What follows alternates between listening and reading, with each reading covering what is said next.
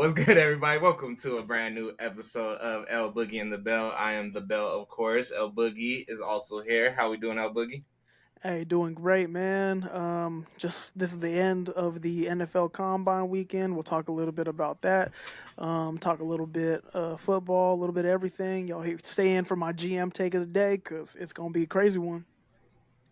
And it's speaking of stay in, that is actually where we're headed with the show instantly. We are going right into our segment one, which is El Boogie's GM takes. El Boogie, what is your take of the week? GM El Boogie, who are we GM for, and what's our take? So this one is gonna hit close to home. We're talking the Denver Broncos. Ah, They're in a tricky situation with the Russell Wilson ordeal. I think I have the solution. So just for a little bit of context and where the Broncos stand, Broncos bench Russell Wilson. Everyone thinks they're going to get rid of him. Only issue is they just signed him to a 5 years extension, so he has a lot of guaranteed money down the line. So if they released him today, they would take I think it's like 85 total $1 million cap hit between this season and next season. I think it's 39 million this season, 45 million of dead cap hit if they could release Russell Wilson today. So everyone's debating what do they do? Do they try to trade him? Do they release him? They think he's out of Denver. Me personally, and here's my take. I'm putting on my George Payton hat. okay. George Payton and George Patton, I think Patton, not Payton. George Patton and Sean Payton. You keep Russell Wilson. You keep Mm. him. You keep him and you keep him as the starter because taking on that dead cap hit, one, it would be historic. There has never been a dead cap hit of that magnitude ever before. So it would be historically bad territory to be in. And two, it just restricts what you can do with the rest of your team, the rest of your roster. So this is what you do. You keep Russell Wilson as the starter this upcoming season if you're George, you go to Sean Payton, you say, "Listen, dude, I know didn't want to keep him. You have to keep him. Make it work. Make him great." You make Russell Wilson have a great season. Also, you make other teams interested in him. So this time next year, you can ship him off. So you keep Russell Wilson for 1 year. He's your starting quarterback for 2024. You try to trade him after a great season. You try to trade him next offseason. But this season, or this offseason, you still make a move to get a quarterback. You still go and draft your quarterback of the future. So the Broncos right now, they have the 12th overall pick. Everyone thinks, okay, they're going to draft a quarterback or, they're going to, get one of or they maybe trade up. I don't know how they trade up, but maybe trade up and try to get a really good quarterback prospect.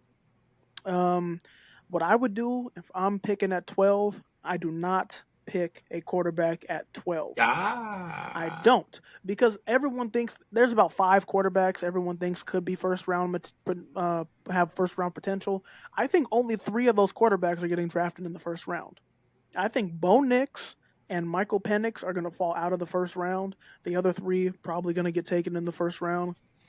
So with that 12th overall pick, Broncos, you either draft a really good corner at that spot. You're going to get either the number one or number two corner off the board. You're going to get a good help for your secondary to go alongside Pat Surtain, or you get a top wide receiver prospect. And I think the wide Ooh, I receiver like that. prospect makes a little more sense for what I'm going to do later. But the wide receiver prospect, you draft there's a couple good ones. You're probably not going to get Rome Odunze from Washington. You're probably not going to get Malik Neighbors from LSU, but a Brian Thomas, I think from LSU, he's a good candidate you can get at 12. There's a couple good prospects of wide receiver you can get still. 12 is a good pick. So you take a wide receiver or a corner if you feel so inclined, but take a wide receiver. Now, the question is, okay, if you take a wide receiver in the first round, when do you draft your quarterback? Because Bo Nix and Michael Penix, they may make it out the first round. They're not making it out the second. What you do is you trade back into the second round because the Broncos don't have a second round pick. You trade back into the Okay. second round. You trade for the 33rd overall pick with the Carolina Panthers. And what do you send the Carolina Panthers? You send them wide receiver Jerry Jeudy. You Mm, send Jerry Judy to the Carolina Panthers and the Broncos third round pick. You send that to Carolina. Carolina gets you the 33rd overall pick, and with that 33rd overall pick, you select either Bo Nix or Michael Penix. Me personally, I'm taking Michael. I'd like Michael Penix, but if you like Bo Nix more, take Bo Nix. But either way, you get one of those two quarterbacks, assuming they fall out the first round. You've drafted a wide receiver for the future, so you replaced whatever spot Jerry Judy was in. You ship off Jerry Judy because it's been okay, but not great. You get your quarterback of the future. You keep Russell Wilson for a year as your starter, so your drafted rookie doesn't feel pressure. And you you really try to make Russell Wilson great so that in a year from now, or maybe even during the season, imagine a starter on a contending team goes down. Oh, hey, Russell Wilson, he's balling. yeah. Trade for Russell Wilson. You know what I mean? So try to make Russell Wilson as great as possible so you can trade him, but also get your quarterback of the future for after you're off of Russell. That's my GM take of the day. Okay, okay. I like it a lot until we got to the Jerry Judy part. I don't think Mm, if we're sitting at El Boogie's GM board table at the Broncos Stadium or where hmm the Broncos facility in Centennial, I'm thinking we shop Jerry Judy during the season before the deadline. I think really focus on getting him for what his most value is, because I don't think Jerry Judy has got as many opportunity. I think there is a disconnect between him and Russ, but I think Russ going into training camp to have a strong focus on both of them, and with full health, I think Jerry Judy could prove to be worth a lot more, and then actually get him into a system that helps. Now it would be hard when you draft a rookie who's going to need some attention as well, and we know where the ball is going with Russ. It's going right to Cortland Sutton. That's the duo. I think the idea of keeping Russ for this season, I mean, he seems game. As long as he's game, he doesn't seem like he's out to sabotage his next career or his next potential playing season. And he likes Denver. He's taken on full storm. I don't dislike his last season. I don't love Sean Payton, but I like Russell Wilson a lot. I actually do like him. I thought he did cool. It Russell just Wilson had a good season. Like, he did not have a bad season by good any and means. strong, but 1-5 start, 1-5 start, One and and then a five to 5-0 start. run, and then it's right back to the 1-5 start. Statistically, Russell Wilson he had a good season. He did better this Yeah. season than a lot of other quarterbacks did. For sure. And as far as a quarterback who did cook, like got out of the pocket, made plays happen, got the ball to Cortland Sutton in the most ridiculous ways, one-handed catches, sliding catches to the ground. I mean, if we would have beat Houston, I'm like, we could be looking at the whole AFC West differently, even with Kansas City. It's okay. It's okay to keep Russ. So I'm 100% on your GM take there. I definitely think shop Russ once he gains even more value from having a good season next year, if he's capable of having that good season. Or you could get him out and take less of a cap hit going into his fifth year, where it's like, hey, buddy, it's any day, any time. And we just drafted your backup. So I definitely And am with not going straight for a quarterback this year. and that's why another thing why I thought it would be a good idea to get rid of Judy is just because you got to think he's on. I think he could get extended right now. Like, if the Broncos wanted to extend him for the future, they could. They won't, obviously. And I get what you're saying. There's a disconnect between him and Russ, but I don't know. I just see him as an asset to trade off to another place where maybe he can get more attention. That's why I thought, okay, what team has a good second round pick and needs a wide receiver? Carolina Panthers. Or You think if you he'll don't take if it, though?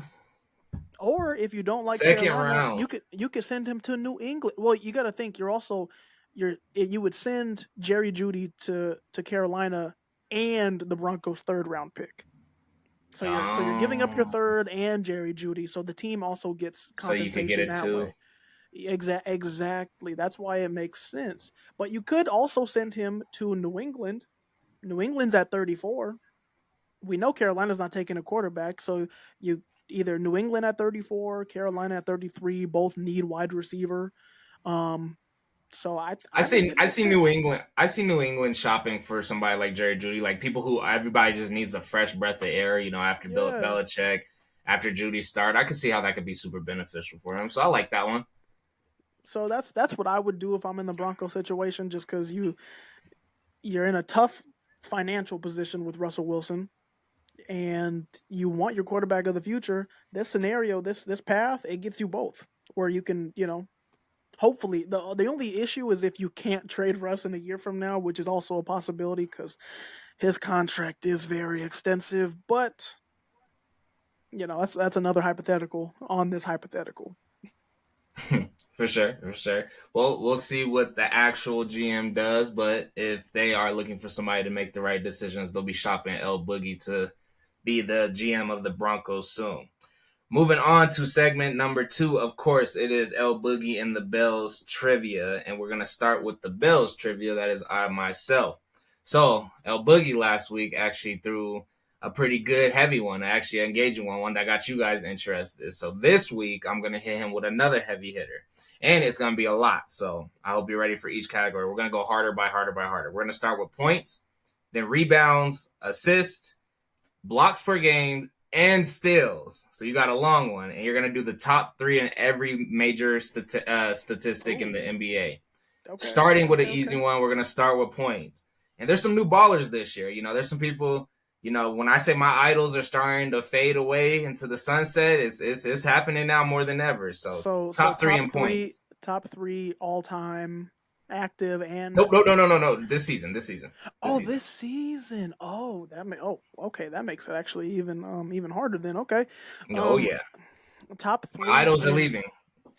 Top 3 in points is Luka Doncic. Number 1. 34.5 balling. Yeah, he's hooping for sure. Nikola Jokic. Ooh, not even top 5. And I don't know where he is on this list. I don't even think he's close. And is this in total points or points per game? Points per game, sorry. Oh, points per game. Oh, okay. So just so this is where the young guys are gonna eat. Anthony Edwards. No. Tyrese Halliburton. No. This is tough. Top 3 younger cats. Think of consistent, young, and booming in the league. It's sad I am hitting the crazy. All right, think of an MVP. Give me the MVP that you believe is scoring more than 30 points right now. Oh, Shea. Is it Shea? Shay's number 2. SGA. Okay. Yeah, I should have got that one. Now give me an MVP who would be top 3 and is always going to be scoring above 30 points. Not shooting too many threes.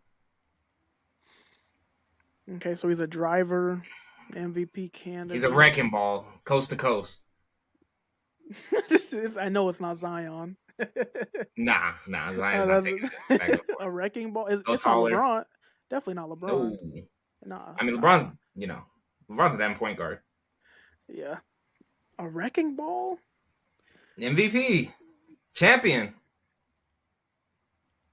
Dude, I didn't feel. The only champion and MVP. Giannis. Okay. Giannis at number 3.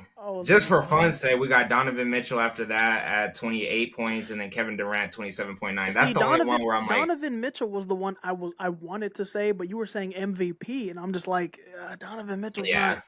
That's why I was like. All right, rebounds per game. I'm a little scared, man. I thought she was finna knock out points. Rebounds too. I was all big fellas.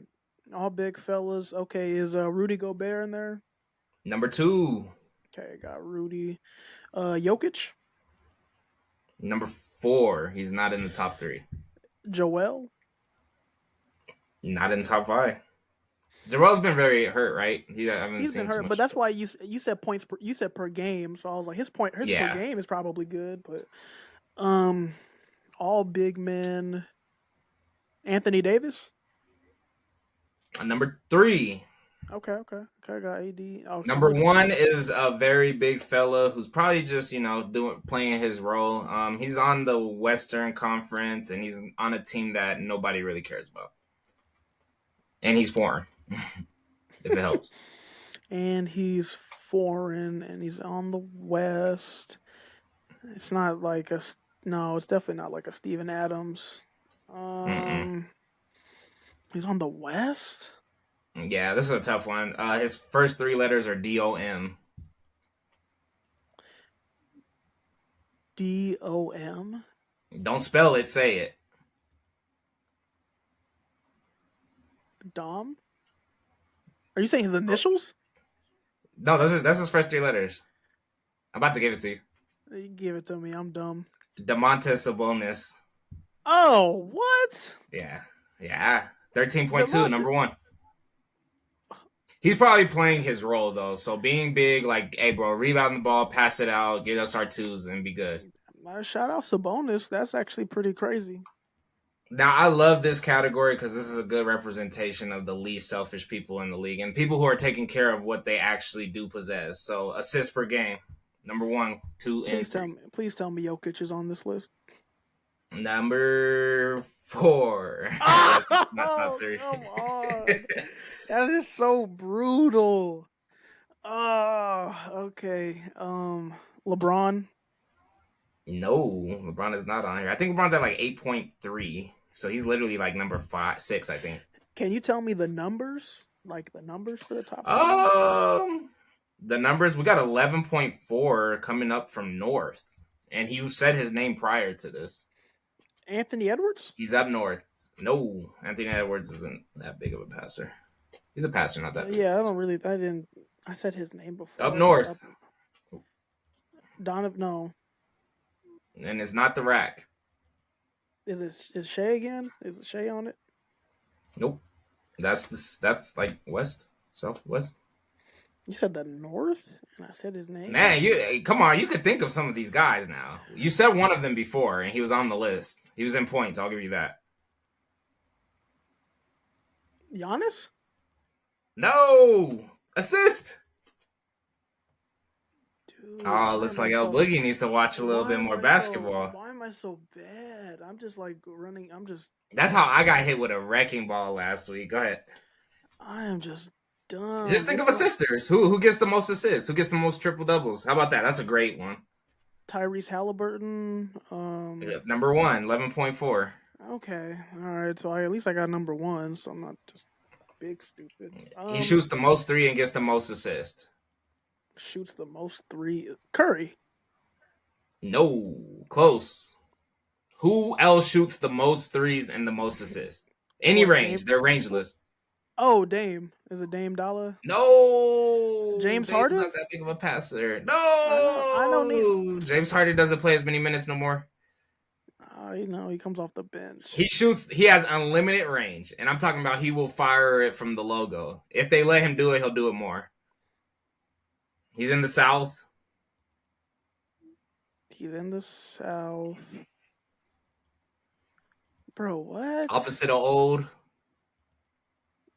He's young, and he'll just let it. Oh, Trae Young.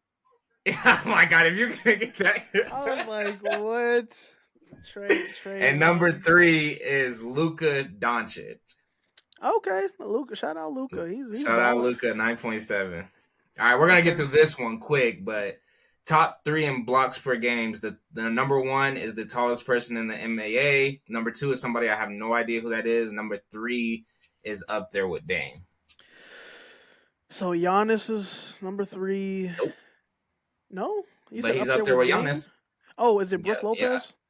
Yeah. Yes, sir. Oh, Brook Lopez. Okay, you said is it number 1's the tallest man in the league? Victor Wembanyama. That is number 1 at 3.3, and number 2 is Walker Kessler. I don't really watch Utah play, not since Donovan. I would have never guessed that. Never. Yeah, I gave that one to you for sure. And then our top 3 in steals, which is our last category, is going to be Shai Gilgeous at Alexander at number 1. Look at him making it on a couple of the lists. De'Aaron Fox at number 2, and Donovan Mitchell. No surprise that the guards are in there. All guards, but yeah. That was just to wrap it up because we was, Ooh, that was a rough one, dude. That's okay. It happens. I got to shake that one out. Got a failing on that. All right, El Boogie, what is your trivia? All right, we just wrapped up another NFL Combine weekend, so I got 3 NFL Combine multiple choice questions for you this time, Maybell. So the first question is, out of these players, who had the highest vertical jump? Denzel Ward, cornerback, the Browns, Julio Jones, RG3, and Khalil Mack. Vertical jump. Khalil Mack is a powerful dog, but I don't think he's that tall. I think he's like what 6'1", 6 foot. Something like that. But that's a lot of power just going straight in the air. Julio Jones is just long as life. Like he looked like a athletic goat. I'm gonna go Julio Jones. It is not Julio Jones. Who was it? Was it Khalil Mack? Should have. It was Khalil Mack. He had the highest vertical jump. That's a 40 lot of inches. power, just like He's going explosive. against gravity. He's Yeah, I'm explosive for like, sure. that's a lot. That's 12 feet if he really wants it. That's All a right, big wait, I guy got one getting up more there. or two more. Two more. All right. Who on this list? Who had the slowest 40 time? Jared Cook, tight end for the Chargers. Russell Wilson, DeAndre Hopkins, or Von Miller. I feel like Russell Wilson's a shifty, chunky guy, but a tight end, like wow, like, you can't like move faster than a tight end. I'm gonna go Russell Wilson. Short legs. Incorrect. Wow. DeAndre Hopkins had the slowest 40 time out of that group. What the hell was his? Like a 4.9? It was slow. He wasn't. He wasn't really fast. He wasn't. I don't think DeAndre Hopkins. He's never been a burner. Like he's never been a burner ever. You know, he's Yeah, a D go up and Hop. get it guy. He's a go up and get it Yeah, guy, but he's not a burner. All right, I last one for guess. you, One more. Abel. Who is the only player selected in the top 15 picks who got fewer than 10 reps on the bench press?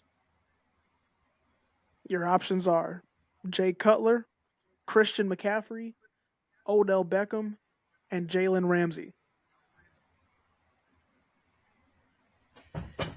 Jay Cutler cannot be stronger than any of those humans unless they all have torn pecs.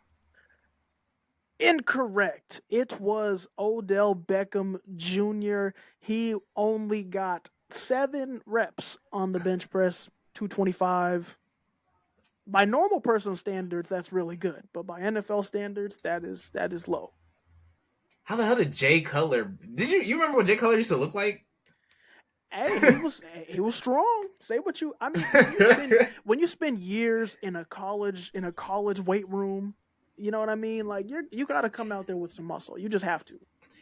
And I guess I'm thinking of Odell now because he did so much strength training after his ACL. But when you do think about him prior, especially when he was a rookie, he was Yeah, look at probably him his more on rookie the year. slim, shifty side. Yeah. Skinny dude. Yeah. Man, that is deep. All right, 0 for 3. It happens. Just a rough day for trivia. Rough day. Hey. Moving on to segment 3, we're going to get right into our topics. And these are going to be our last 2 topics of the night before we wrap it up. El Boogie, give me your topic of the night. All right. Well, like I said, we just wrapped up another NFL Combine weekend. Today was the last day of testing. But my question to you, Abel, this year we saw a ton of major prospects, especially the quarterbacks, decided not to compete in a lot of the events. Only one quarterback ran the 40. A bunch of them, including Caleb Williams, said, "Nah, I'm just gonna do my workout at my pro day." So my question to you, Abel, is: does the NFL Combine does it matter anymore? Is there something that needs to be fixed about it? Um, it matters. It matters. It doesn't matter to the public as much as it could have prior. There nothing needs to be changed. The combine is perfect to showcase skills. When you're an analytical thinker and when you're a $1 billion company, you don't go off of emotion no more. We had coaches like John Madden, like 70s or 80s. Like a lot of it was emotion. It was all heart. It was everything like that. Now, I know you guys all saw the NFL commercial where they're talking about they have simulations powered by machine learning. That's above AI. There's AI, then there's machine learning to have every possible outcome come out based off of statistics, analytics, and prior knowledge. So with all that technical stuff said, every inch matters. You know what I'm saying? Like, if the Ravens didn't have one player to poke out that ball, the Ravens would have won the Super Bowl or went to the Super Bowl. It's inches, and that man having a little bit longer of a hand or a little bit further of a reach or a little more explosive power, and of course it takes heart. I think anybody who has the heart to put all their time and effort deserves to play in the NFL because hard work beats talent if talent doesn't work.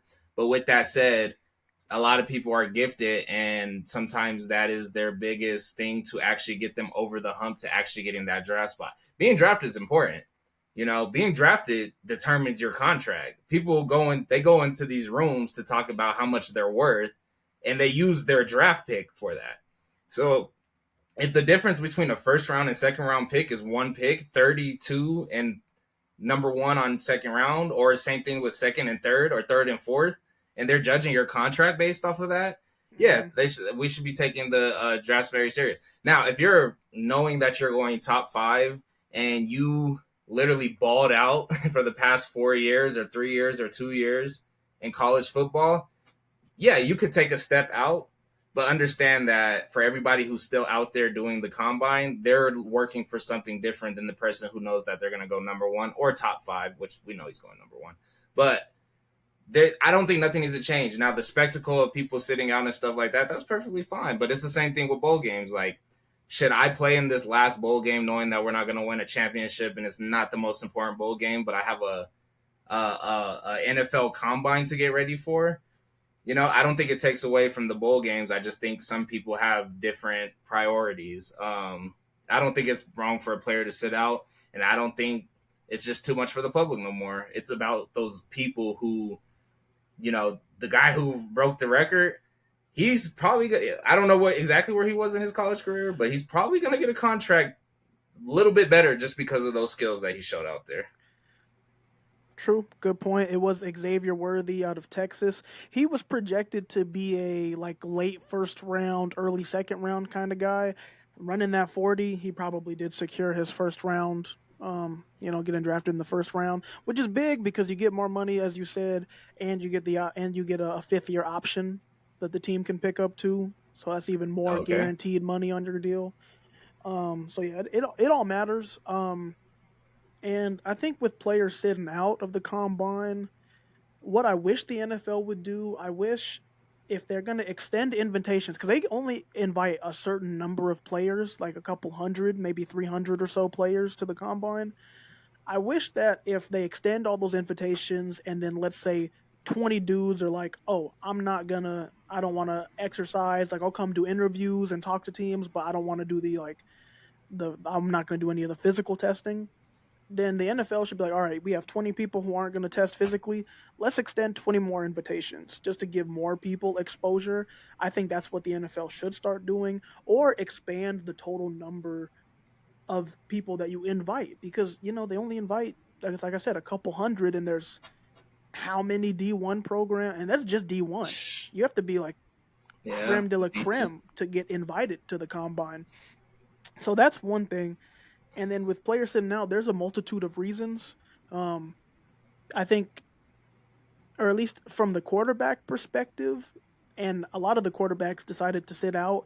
And I did like it from the quarterbacks. And Caleb Williams said this when he's going to do his testing and he's throwing the ball, everyone's going to be watching, right? But what about his receivers on his team? All the guys on his team who are seniors who didn't get invited to the combine. What about them? When do they get their shot? They get their shot at the pro day, at USC's pro day. So, Yeah. hey, Caleb Williams isn't throwing until his pro day. Guess what?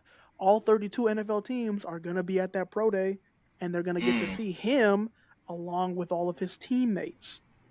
So I think that in that sense, that's a really cool move just to say, like, hey, I want my guys to get as many looks as they can. And if I'm the person bringing in the attention, then let me do it to where my guys are also going to be there. So I do like that take. And then the take of like not participating because it's like, I know I'm going to get selected high. I was a baller in college. I It's not like it. wrong. I don't think it's wrong, but like I said, I just wish that the NFL would fill that spot then, like fill that Yeah. combine spot, give somebody else an opportunity to come in and showcase themselves. And that was actually going to go into my next point is like everything's about an inch. Everything's about an opportunity. Everything's like it's very, very slim for these guys, right? Like we sit on the sidelines and watch them. I didn't play Division 2, Division 1, Division 1 AA, but I for the guys that I did know who ended up going to their pro days and they were still fighting for that little bit thing. When you get that contract to show up for practice for one day, it's anything. It's the smallest thing. I'm going to tell a quick famous story from our hometown, Denver. A guy named Philip Lindsay had a great senior season, had an amazing junior season, a redshirt junior season, he had an amazing redshirt junior season, had a great senior season, and still didn't get invited to the combine. He could have got discouraged. He could have said like, "Oh, I felt like I should have been there." He could have been like, "Oh, it's over with." He showed up to every single pro day. He showed up, stayed prepared, stayed trained. Hey, got a contract for a place that was about 25 minutes away from his house, and that was the Broncos Stadium.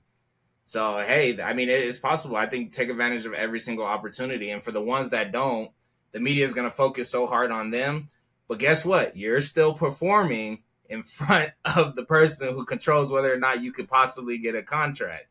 So if the public wants to complain all they want, it does not change the fact that the NFL Combine is doing exactly what it's meant for. Same thing with those pro days. So it's not the game. It's not the game. I mean, Yeah. And it's cool Phil ended up becoming a Pro Bowler too. Hey, So 1,000 yards that's plus 2 seasons. so that's a note to say, the combine, the selection committee, it's not perfect, and obviously they can't invite every single, good college player, obviously, but like I mean, they got ex- the money ex- too, but they, I mean, yeah, they could do it. They're probably not. They never will, but yeah, yeah. All right, heading into our last topic of the night, we're gonna be a little more light on this one. El Boogie.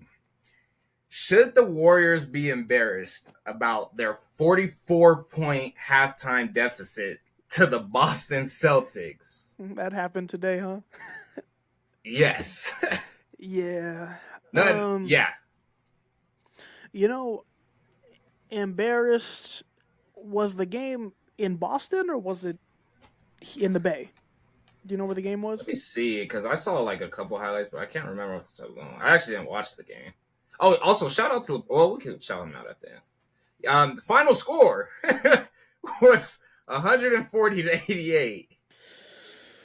Ooh, But let's get into okay. some analytics from the game. So some Okay. analytics from the game. What El Boogie is a math genius, just so everybody knows. What is 44 plus 38? 44 plus 38 is Yes. 82. 82. 82, 22 plus 16. 38. 38 to the other number you just said. Damn. 38 versus 82. Oh, yeah. That's bad. That's Yeah, bad. that's deep. Was the That's game, deep. was it in It's Boston it's or sad because they only scored 88 points, so they was it almost like go ahead. It was Boston in or Boston. it was in Boston? Okay, so you didn't put up that stinker in front of your home crowd, which is like the positive. But yeah, I mean, of course, it's professional sports. Losing by that much of a deficit, it's an embarrassment for sure. I'm sure the players didn't feel good about that. The coach didn't feel good about that. They're not going to feel good about that, on the plane ride home or whatever. I think the saving grace with basketball is that there's so many games that one really bad stinker doesn't hold the same resonance as like in the NFL. Like when the Broncos lost, sorry to bring up a tough memory, but when they lost like Yeah. 70 to 20, that stung for a whole week. The Warriors, this is going to sting for a day, maybe two. They play another game, they move on. So, but they should be embarrassed though. That's a pretty bad deficit. Like I don't think anybody would expect them to win against Boston on the road, but to lose to that degree, that's pretty bad. That's pretty bad. And it's funny, during the week you had texted me and you were like, "Oh, well when you look at the records, the Warriors aren't that bad cuz they still have an above 500 record, but like even if they were in the Eastern Conference, they would be in the exact same place they are now, which is a playing team, ninth seed, 10th seed in the East as they are in the West. That just shows they're not that good of a team. They're just not. It see, so they shouldn't be embarrassed, but they should be embarrassed. Forget that. they should be 110% embarrassed. But outside of the embarrassment, I'm like, you go back to the locker room, and then as a coach, Steve Kerr, you got to think like, well, there's no way I'm going to revive this team. Reviving was when I think they were waiting for Clayton to come back another year. You remember they lost to the Grizzlies in like the first playing tournament ever. I don't know if it was the first one or the second one, but it was definitely during the COVID years. Yeah, they had a really bad year, and then the next year they got a really good draft pick. I remember. Yeah. Well, be careful how you say really bad year because it's looking really, really, really bad this year. You I, can revive that team knowing that Clay was going to come back to original form of himself, and I'm not sure if he came back that year, but I do remember like it was just a tough year coming off of all those injuries and a couple things happening through the season. I don't think you could revive him now because now we're 3 years removed from that year. Everyone's getting older, and only one person is playing to that part. We don't have Jordan Poole. A lot of, I mean, hey, it's time to blow it up. So what I'm thinking for Steve Kerr, if he thinks there's any comeback as far as staying with this team and keeping this job until retirement, is you gotta miss this playing tournament, man. That's how bad that butt whooping was. I was like, miss the play-in tournament, sneak into number 10, which sounds crazy because you're trying to go back. Sneak into number 10, get a good draft spot, blow up the team in the summer, and keep Curry and, start over again and see if you could give him his last hurrah. But other than that, it's time to let it go. It's, hey, man. I do agree that Curry is the only person who isn't expendable on that team. I do agree with that, but I don't think you necessarily have to concede the season because okay, let's say you give up and you don't even try to miss the play-in tournament, you're not gonna like. I don't think they're gonna tank to the point where they'd end up with a lottery pick, like a draft pick, where it would really be worth it to be bad. I don't think they're not gonna tank like that. Um, so I feel like at the point that they're in, they are a play-in team. They will. I think they're going to be in the play-in tournament. Will they make it out of the play-in tournament? I could see them making it in as an 8 seed, maybe a 7 seed, maybe, but probably an 8 seed. So I don't think you need to concede, to that extent. But yes, it is time to start thinking about the future. Just because you don't have a lot of talent. The talent you do have, Steph Curry, he's old. He is 36 or 37. I mean, we see LeBron playing at 40. Is that going to be Curry at 40? Does Curry have 2 years, It three can be. years? I don't think. I'd like to see Curry do something like that, but I don't think Curry's going to do that. I definitely think we will see a decline soon. So you need to turn things around quick. You can't blow it up and go total rebuild. You got to get off some pieces and bring some other pieces in to try to help. But the tough part is I don't know who do you get rid of? Like Clay's deal is expiring. Draymond got an extension. You just Chris blow it Paul up. You blow it Chris up and you Paul's have Chris Curry play Paul's with deal those is young folks. terrible. I I don't don't know even want why to talk about Chris Paul on that team. whoever made that the GM who made that Yeah, I trade don't for even Chris want to. Paul, I don't know what made you think that was gonna work. You need size so you get the smallest player, good player, but smallest player available whose health is declining year in and year out throughout the course of a I was about to season. say he's even older than Curry, isn't he? Chris Or are Paul, they this you know how long Chris Paul's been around? man? Chris Paul, an old dog. That was such a bad trade. The good news is though about the Warriors, they do have some young talent. They have Brandon, I can't say his last name, from Santa Clara. He's a good player. You keep him for sure. Cause he's like the second Splash Brother now at this point. Cause Clay is Yeah, kind of done. You can keep Clay. My thing is you can keep Clay, but you keep him on a cheap deal. You keep him on a cheap deal. He's a role player. He's probably coming off the bench, but you keep him for the cheap. I think that's fair because he's gonna play with heart. He has heart. If he can't shoot anymore, that's fine. He can still play defense. He can still give effort, and every once in a while he'll have a 15, 20 point game. But everybody else, I mean they just get man, younger and faster out there, though, man. true, If you true. just get older and these guys get younger, faster, quicker, sniping on you, like I don't want to see Clay getting sniped on, and we're expecting him to be Clay who could score 47 points. True. Yeah, I think everyone's accept that he's not the same Clay anymore. But yeah, that Yeah. that would be kind of sad to see. But it's basketball. Is what it is. And it hurts too because it's like I'm expecting them to pick it up for playoff time, but I mean we just got past the All Star weekend.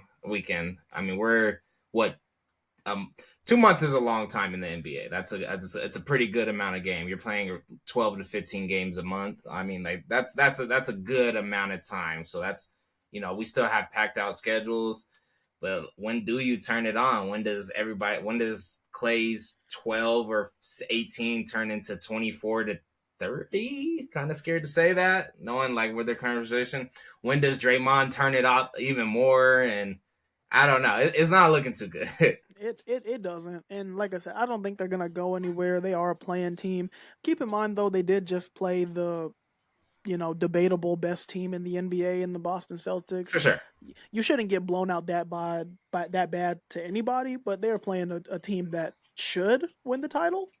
Should, but you know, it I don't sucks want to to see see. the Warriors make it top four. I excuse me. I don't want to see the Warriors make it to that eighth slot and get beat down by the, like, you don't want to play the Nuggets, right? Like, these are young. Like, these teams are Are ready the to like are the beat Nuggets down. number one? I thought the I think Timberwolves. the Wolves secure number one. I think they're by like a whole game. But yeah, Yeah, when I sent you that text, I was thinking like the 10 games behind. I'm like, I've seen similar stuff like this before. I'm like, this doesn't mean you're a bad team.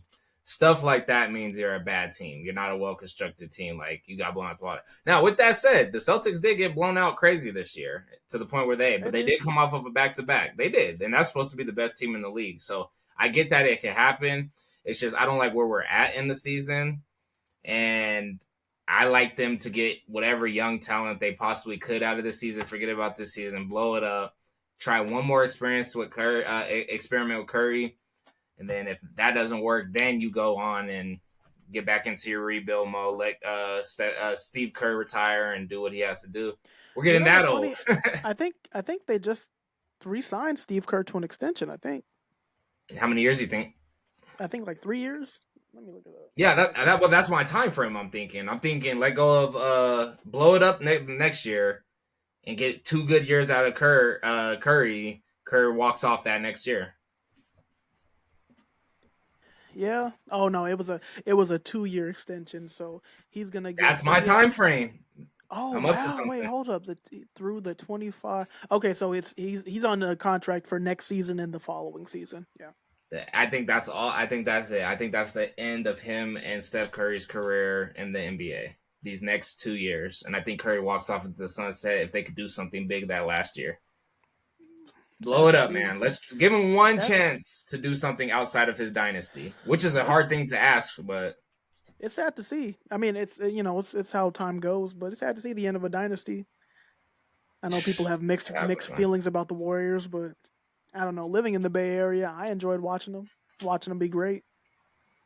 Yeah, for sure. So Alrighty, man. I think that wraps up another episode of El Boogie and the Bell. El Boogie, you want to close us out and tell the people what's up? yeah, another day, another great show. Everybody, thank you for watching. Make sure you tune in to El Boogie and the Bell on YouTube. Follow us on TikTok for all of our shorts. We also have YouTube shorts. Make sure you like, follow, add some comments, subscribe. If you think we did terrible on the trivia, let us know. We'll try to get better for next time. But yeah, we appreciate y'all tuning in, and we'll catch y'all next time. Alrighty. Peace.